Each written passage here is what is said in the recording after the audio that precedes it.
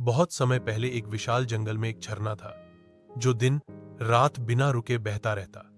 चाहे गर्मी हो, सर्दी या बरसात, उस झरने का पानी कभी कम नहीं होता था। जानवर कहते थे कि उसमें कोई जादुई शक्ति है। एक साल जंगल में भयंकर सूखा पड़ा। नदियां सूख गईं, तालाब खाली हो गए, पेड़ पौधे मुरझा गए और जानवर प्यास से तड़पने लगे। लेकिन आश्चर्य की बात यह थी कि वह झरना अब भी वैसा ही बह रहा था। छोटा हिरण चिंटू और गिलहरी मीरा ने तय किया कि वे इस झरने का रहस्य जानेंगे।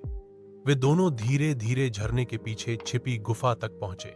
गुफा अंधेरी थी और अंदर से अजीब सी सरसराहट की आवाजें आ रही थीं।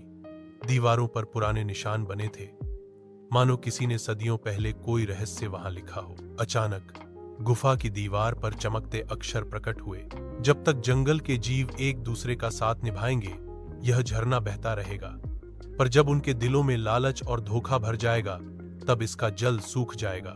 चिंटू और मीरा ने यह देखा ही था कि तभी एक खतरा सामने आ गया। गुफा के बाहर कुछ शिकारी खड़े थे। वे इस झरने का रहस्य जान चुके थे और उसे अपने कब्जे में करना चाहते थे। शिकारी जाल लेकर गुफा में घुसने लगे। चिंटू और मीरा ने तुरंत चेतावनी दी। तभी अचानक झरना और तेज बहने लगा, जैसे प्रकृति खुद जाग उठी हो। उसकी गर्जना से गुफा हिल गई और शिकारी डरकर भाग खड़े हुए। जानवरों ने मिलकर यह कसम खाई कि वे हमेशा जंगल और झरने की रक्षा करेंगे।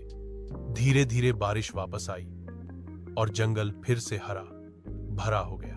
अब हर जानवर उस झरने को सिर्फ पानी का स्रोत नहीं, बल्कि अपनी एकता और दोस्ती का प्रतीक मानने लगा। सीख: प्रकृति हमें जीवन देती है, लेकिन उसकी रक्षा तभी संभव है जब हम आपस में एकजुट होकर उसका साथ निभाएं। सब्सक्राइब